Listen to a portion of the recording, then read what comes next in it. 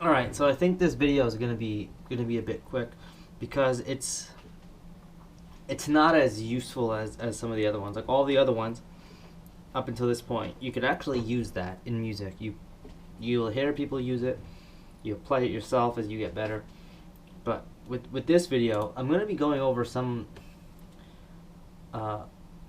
subdivisions that exist, but you just might not be aware that they exist, and you probably won't be able to hear them used in music. So we know what eighth notes are: 2 notes per beat. 16th notes 4. Triplets 3. All right. What about 5 though? There is no 5 notes per beat, but there is. It's called quintuplets. Let me actually start off with a rock beat. Give everything some context, you know. So quintuplets, as I said, is 5 notes per beat. It's weird, right? I mean, I challenge you to find a song that's based in quintuplets.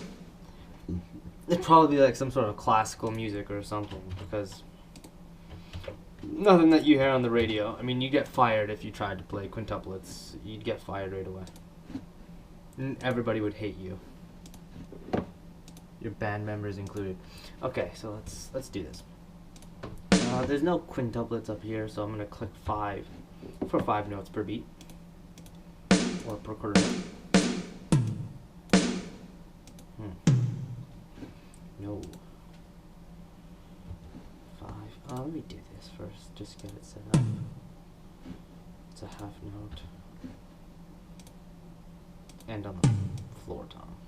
Yeah. No, bass drum actually. That's what I'm feeling like. Alright, let's do it. Try to do this as fast as I can. Traditionally, you would go like this. You know, I'm gonna do this. That's how it would work. You got right foot, left foot, right foot, left foot, right foot. Alright, let's see how this amazing quintuplet drum fill sounds.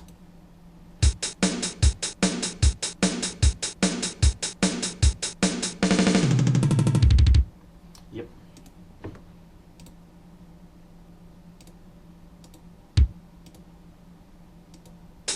Alright. So I would want to show you a beat with that, but like, you know, for triplets I showed you a triplet beat, but I don't think there are quintuplet drum beats. I guess theoretically anything is possible. If you can think it, you can do it. Like that's sort of just it. I mean, if you can think it, you could do it, right? But you won't hear songs on the radio or anywhere else, I don't think. Alright, let's see the next odd subdivision. Septuplets. 7 notes per beat. I'm gonna slow this down. Let's take me to 100. 7 notes per beat. So this is gonna be pretty fast, even though it's at 100 beats per minute.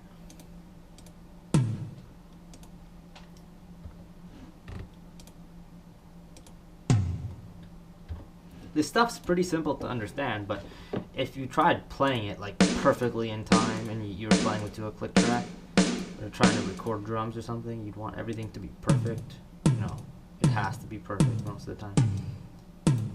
You would have to practice this over and over again. Like when you play triplets, you'll get used to accenting your hands, alternating, because there's 3, so it would be right, left, right. Then on the next beat, you'd be starting with a left, then basically going back and forth, back and forth. Well, that's what would be happening here too, but there'd be extra notes in, you know, with 5 and 7.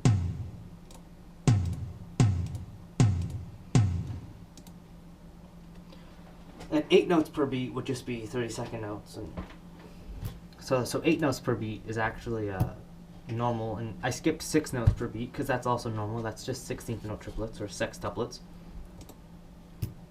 Alright, let's listen.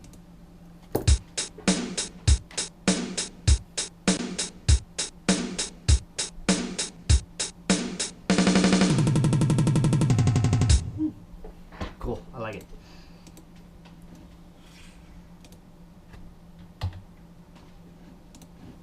There's probably other drum lessons on. No, there is other drum lessons on YouTube that has more practical purposes, but there's a billion and one things to practice when it comes time to practicing drums, and you have like I said, a billion and one things to pick from every time you sit down to practice. So to pick like septuplets or quintuplets, I mean, that's, to me at least, that's on the bottom of the list. I'd rather work on my groove or just speeding up my rudiments or just something else. Maybe if you're like been playing for 40 years and you need something new to practice or whatever, go for it, right? But for most people, I don't know what the real use would be in practicing this. Now the last subdivision, I actually like. I like it a lot. I don't play it, but I think it's cool. It's 9 notes per beat. Now this is cool because imagine you're playing triplets, which is 3 notes per beat. Now imagine each one of those triplets is their own quarter note. Now on these quarter notes, you're going to play triplets again. So you're going to triplet the triplets. Each triplet is going to have another series of triplets, so it's going to be 9 notes per beat.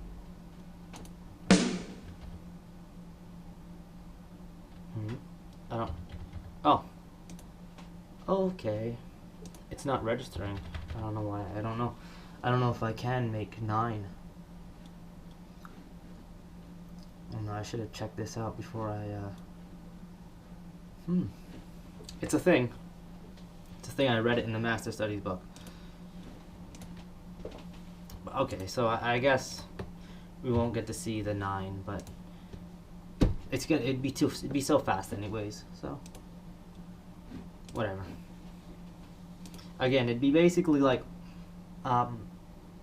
see, the thing about 7 and 5 is it doesn't fall into the grid of music. Like there's no parts in between that would fall in line with any other beat. But with the 9 there is, like, you could feel triplets, and like your bass player could be playing a triplet groove. He could be grooving with triplets, and you could do like 9 notes per beat, like the 9 is what I call it, and it actually wouldn't throw him off. Like if your bass player was playing triplets and you did 5 notes per beat, your rhythms would be so out of sync together. Like it'd be like you were playing faster than he was, but not in a good way. Like it wouldn't be in sync at all. It would be very odd to play like that.